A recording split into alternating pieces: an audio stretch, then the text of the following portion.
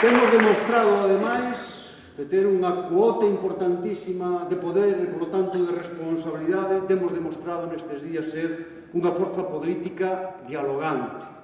Unha forza política con estilo propio, como dixemos na campaña.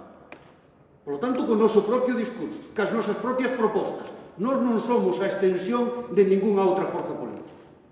Nin estamos nesta vida para exercer de pepito grillo de ninguén, nin para ser a conciencia crítica de nada. Nós temos o noso propio proxecto e, ademais, temos o noso propio estilo de facer política. Pero somos unha forza política dialogante, unha forza política capaz de chegar a acordos, mesmo incluso con forzas políticas tremendamente diferentes e tremendamente distantes de nós.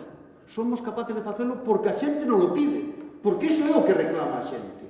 E precisamente por iso o Partido Popular ten un gravísimo problema en este país.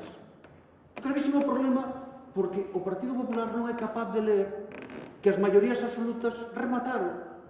Remataron no ámbito autonómico, remataron no ámbito municipal con carácter xeral e remataron tamén na política de Estado.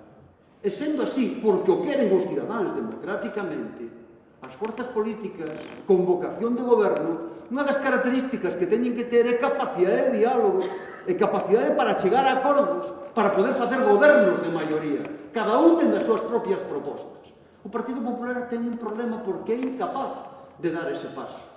E por iso hoxe hai miles e miles de cidadáns en Galiza que se atopan orfos de representación política.